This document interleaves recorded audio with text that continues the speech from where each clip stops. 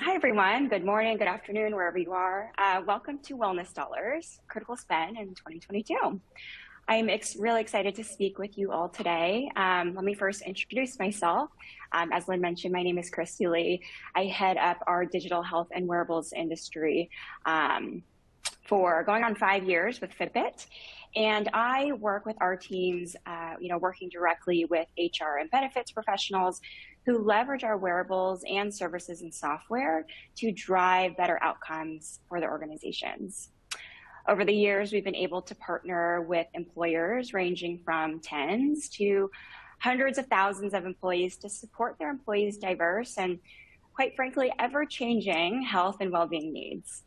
When an employer chooses to invest in their people by enriching their health and wellness resources, it's really critical to get the most value possible. So today, we will talk about wellness dollars and how to apply these funds towards emerging employee needs. All right, so wellness dollars. It's a general term, which you may know by potentially a different name, but when we refer to wellness dollars, these are essentially funds which some health insurance providers offer to reimburse the investment in your company's health programs. So sometimes these are referred to wellness dollars, or terms such as wellness reimbursements, credits, fit rewards, fitness reimbursements, likely others as well. If it's approved by your carrier, it will ultimately help your employees' health. I don't necessarily think there's really a wrong way to spend these wellness dollars. And when we've spoken to many of our health plan partners or our employer clients, some of the most common things purchased with these wellness dollars are things like fitness equipment, wearables, gym memberships for employees, mental health resources, flu shots, weight loss programs, tobacco cessation programs. I'd also like to share some lessons and some best practices we've learned over the years from our carrier partners and employer clients when thinking about wellness dollars and how to best utilize. So first off, again, there isn't really a wrong way to spend these wellness dollars. If it's approved by your carrier and is going to ultimately help your employees, it's a good thing for your organization. However, these funds often do expire at the end of the calendar year, your fiscal year, or based on your contract with your carrier. And they're typically a use it or lose it type of fund. Also, if you've ever had a budget allocated to you, whether it's from HR or your benefits team, and you end up not touching it, or maybe you were a little bit too conservative with it and left funds unspent during the year, it could potentially mean that your future budget could be reduced. So bottom line here, use the funds while you have them. Secondly, understand how these dollars work. In fact, many instances while asking your carrier or broker about wellness dollar design, you might uncover that something that you were hoping to purchase with this budget could be available at a discount or a deeper discount by leveraging your carrier. So as an example of Fitbit, when we discover customers are working with one of our partner health plans, when they connect with us at the end of the year to utilize any remaining dollars, they often qualify for extra discounts just because of their health plan. And then finally, like I mentioned, there's not really a wrong thing to invest in. Everyone wants to ensure that they're getting the greatest value on each investment. It's a really good opportunity to ask your employees what kind of resources they need, right? Based on these evolving needs. We'll touch on these needs in a moment, but we're discovering that resources to help with sleep and stress are really growing needs. But you might just have as many employees trying to eat better, work on their nutrition, get more active. This is actually something that's made Fitbit really popular over the years with spending these wellness dollars, because there's a lot content-wise that a user can engage with inside the Fitbit experience. And then ultimately you can connect that Fitbit into so many other elements of a health experience. So think about health apps, patient portals, wellness platforms. I even connected my Fitbit to my smart water bottle to remember to hydrate, right? It's the little things. Additionally, the workplace has changed. Many of us are working from home or have adopted a hybrid workplace. So while maybe in the past, you've chose to bring in a masseuse to the office, might not be just feasible today. So again, think about any logistical hurdles, as well as tools that are really holistic in nature when making some of these investment decisions.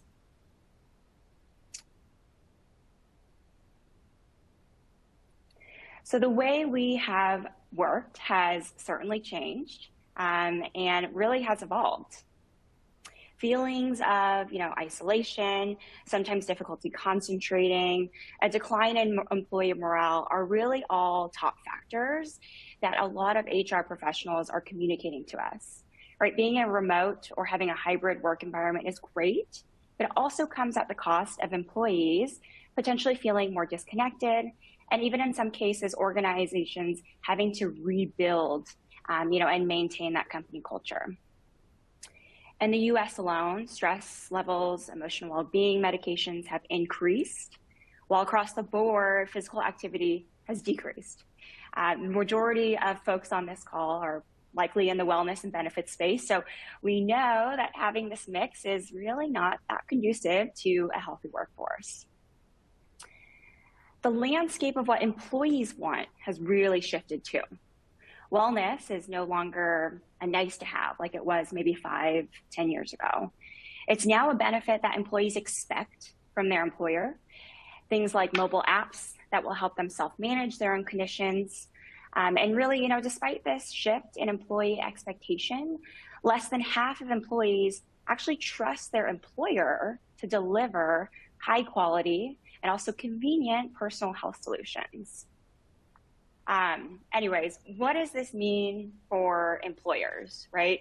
No surprise, I think, mental health, physical health, and then that culture were really all top of mind, pretty much in that order too.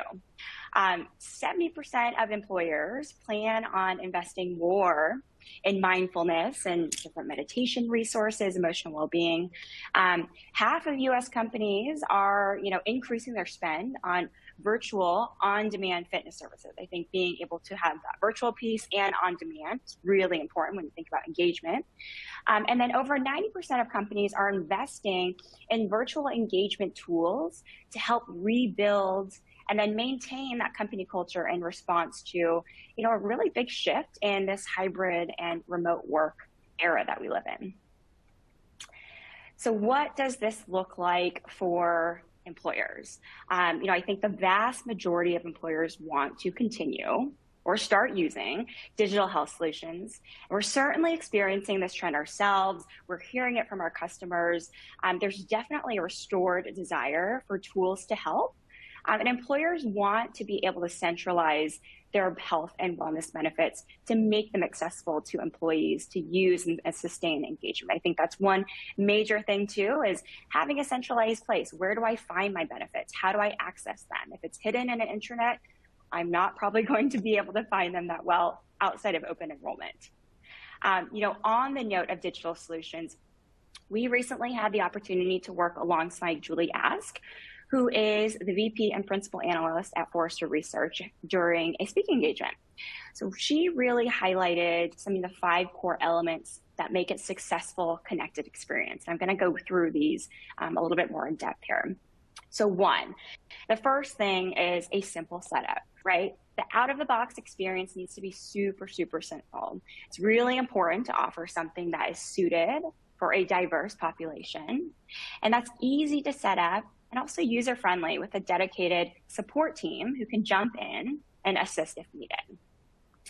The second item is accessibility, right? We talked about this just not too long ago.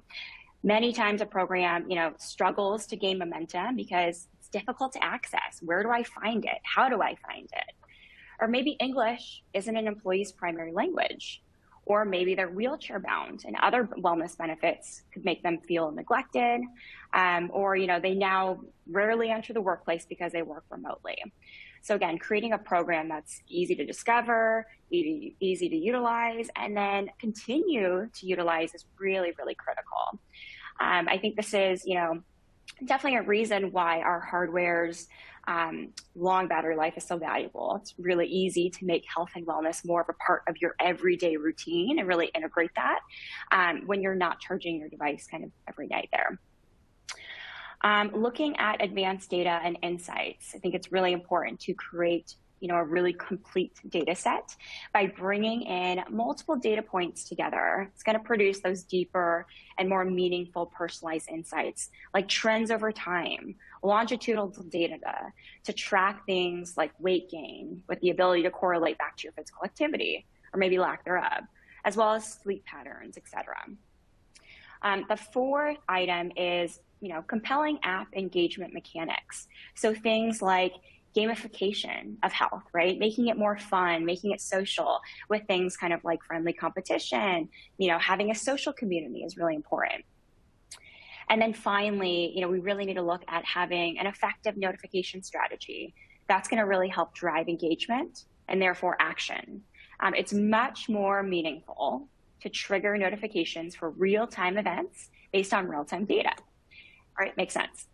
So wouldn't it make sense to nudge an employee first thing in the morning to get their 10,000 steps in, but it does help after dinner when, maybe they're only 500 steps away, to nudge them to go take a walk, get those extra steps in, and then reach their goal for the day. So how should we respond to helping employees maximize their health and well-being? Let's take a look at, 3 important considerations when evaluating how to best invest these wellness dollars. So the first consideration is finding a solution that offers really holistic support across multiple areas, so such as activity, sleep, nutrition, stress. This is really going to help drive the biggest impact for your employees. Second consideration is having a digital, around-the-clock experience, because support is often needed right outside of working hours, after 5 p.m., after they leave the office, after they shut their laptop. So having the concept of 24/7 wellness and benefit support is really critical. And then lastly, the third consideration is it needs to be personalized and flexible to meet the individual where they are at that very point of interaction. So first is looking at holistic health. I would say that, emotional well-being was gaining visibility in the employer well-being space prior to the pandemic, right? It was more of a nice to have than actual need. But in our kind of post-pandemic workplace now, where, new routines, new stressors, blurred lines between work and home, really underscores the need to support emotional health just as much as physical health. Being able to offer really comprehensive, holistic health tools that include stress management and emotional well-being is going to be really key to maximizing your wellness dollars and ensuring that you're meeting the needs of your entire workplace population. Based on Fitbit's 12 plus years of experience in this space, we've built our products and services around the idea of holistic health and behavior change science. So more specifically, we believe that there are really 4 key foundational behaviors that work interdependently to drive better outcomes. So 1 is activity, 2 is sleep, 3 is mindfulness or emotional well-being. We use those terms interchangeably. And then the last is nutrition. These foundational pillars then impact personal biometrics. So things like weight, things like sleep quality, heart rate, blood glucose, stress levels, your mood, blood pressure, which ultimately support more of the employer-based bottom lines, right? So improved health outcomes, lower healthcare costs, and for your employees, things like increased productivity, a sense of well-being. So now I want to kind of walk you through some of the ways that this all comes to life in the Fitbit user experience. Fitbit programs, as I mentioned, are all designed with behavior change as a foundation. So we support all areas of well-being beyond just the physical activity. I think that's, Fitbit's bread and butter. But not only that, the beauty of this connected experience is also around connecting the dots between an individual's activity, nutrition, sleep, stress, etc., and really learning how each of these metrics impact one another. I think being on Fitbit is not just about the devices. It's really so much more looking at, the combination of our hardware, of our software, the services that work together really seamlessly to allow your employees to comprehensively monitor their health and wellness. And then beyond that, get those deeper insights and gain a better understanding into their holistic health. So this is achieved through things like all-day activity. So again, right, being able to have that 24/7 support, sleep, stress management, nutrition, heart health, such as looking at metrics like your resting heart rate, your heart rate variability. Now, the second consideration for today's workforce well-being is to make sure that the solution offers that continuous support. As I mentioned previously, lines between work and home are really blurred between more than today than ever. Think of the way that you support employees moving forward as providing life tools, right? All day long, not just during the workday. You need to have diverse tools which provide the versatility to support an employer's unique workforce. So whether they're going to be interested in optimizing their fitness, or maybe managing their stress, eating better, or their sleep. The third and last consideration is for your solution to be flexible, adaptable, and personalized. So things are still changing. I think the needs of our employees continue to evolve. Let's make sure that you have a multifaceted, adaptable solution in place, right? All of the components of which you can dial up and dial down as needed. For your employees, make sure that the programs are flexible and personalized to them. I think that's really important when you think about engagement and what is going to be sticky with the population. I think really there's no cookie cutter, one size fits all program, as much as I wish there was. Everyone's health and well-being journey is really unique, and being able, have changing more frequently given our current environment. So users are really wanting these personalized insights, right? What's happening with me? How does that compare to others in my cohort, et cetera, based on how users are engaging with their solutions. Fitbit makes it very easy to offer employees Fitbit devices and our premium content. And every year we're able to collaborate with our client's health plan and your broker consultant community to leverage, an employer's wellness dollars to help provide their employees with Fitbit. So whether that's potentially to pair your existing wellness dollars to chronic condition programs, for employee gifts, I can't believe we're in December already, and recognition, or potentially as a standalone program to help get your health and wellness program off the ground. I think Jan 1, or Jan 2nd, the first week of January, is of course a very popular time for organizations to start kind of the new year, new programs, things like that. And we have that motivation from employees too. So again, right, our mission at Fitbit is to help everyone in the world be healthier. So whether Fitbit Health Solutions is the right solution for you or not, we're happy to help guide you in the right direction. So to everyone in the audience, thank you so much for your time today. I really appreciate the opportunity to discuss how we can leverage wellness dollars to support your employees in the most meaningful way and most efficient way. As a reminder, we do have some helpful resources available in the webinar console. Specifically, you have a Wellness Dollar blog and then my contact info if you'd like to get in touch. And with that, let's open it up to Q&A.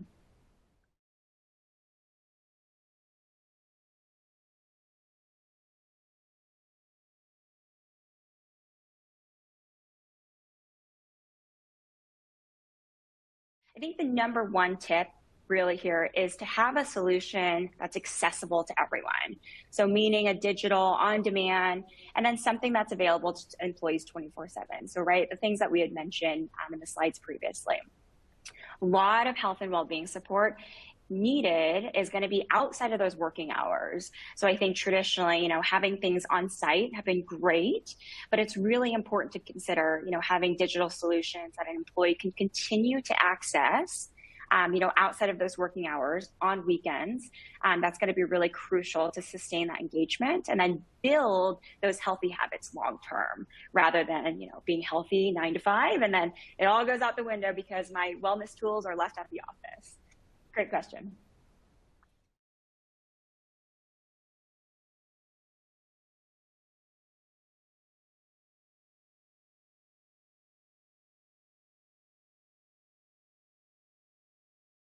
I would say, Fitbit has certainly come a long way in the last 12 years since we launched our first step tracker. I think while steps and activity are really Fitbit's foundation when we started, we really know that the importance of holistic health and being effective in behavior change. So looking beyond just the physical. Emotional well-being and stress are really two pillars that really make up the Fitbit Care program. And we continue to build emphasis on resources like a user's stress score, a sleep score, and really kind of provide those next steps to help users understand what that means, understand, the short and long-term trends of those things, and then how it impacts and connects to other biometrics and other areas of their well-being. So looking at nutrition, physical, things like that.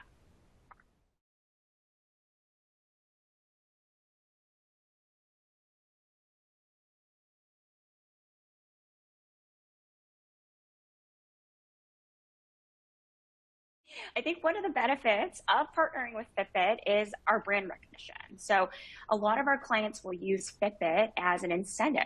So for example, clients will have an employee maybe go get their biometric screen or participate in their annual health and wellness fair, go see their doctor, whatever it may be, in order for them to be eligible for the Fitbit benefit. So then it becomes kind of a twofold engagement tool, right? One, to go integrate in whatever kind of incentive you've had. And then two, they're eligible for the benefit and they get to engage with kind of more of the holistic tools that we provide on the Fitbit side.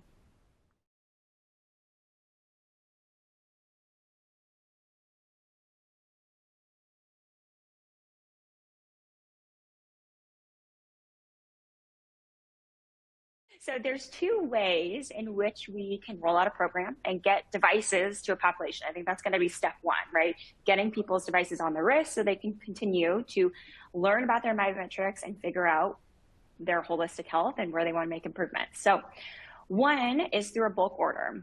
Exactly kind of what it sounds like. We'd send a bulk shipment of devices to a single location. Upon receiving, the user would activate Fitbit Premium directly through the Fitbit app. And then the second method is through a custom storefront. So this is essentially a private Fitbit.com for a company's employees to access. So through the storefront, employers can designate a device or maybe a set dollar amount to subsidize. And then the employee can choose which device, which color they'd like, and have it shipped directly to their address. I think on the front of being able to choose, that really helps engagement as well. I would say our bulk order process is really straightforward. We'd have you fill out a bulk order form requesting, the number of devices, the color. You'd input your billing and shipping information. And then our teams would generate a quote for you to review, approve, in addition to payment instructions, next steps. Once we would receive prepayment, the device is shipped, tracking information is sent. With the storefront route, we do require a contract in place. So we'd initiate that process and have a client also complete a credit application since we do invoice monthly for the storefronts. Since it is a custom storefront, we'll have the client kind of send over your company logo, any language you'd like on the landing page.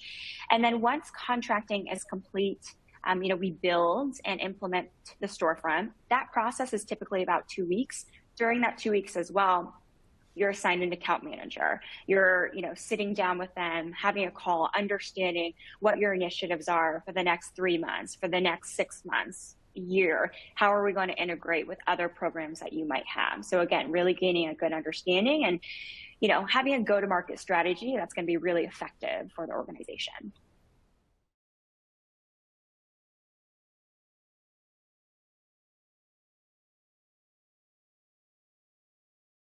I would love to have a very straightforward answer, but participation engagement rates really depend. And I know that's a horrible answer, but it does. It depends on a multitude of factors.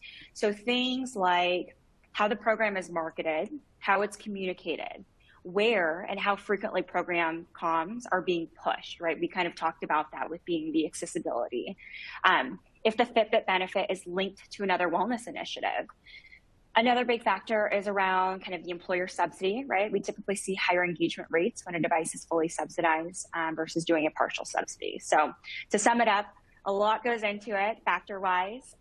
So it depends, which I know is not the best answer, but hopefully kind of those examples of engagement kind of give you a better idea.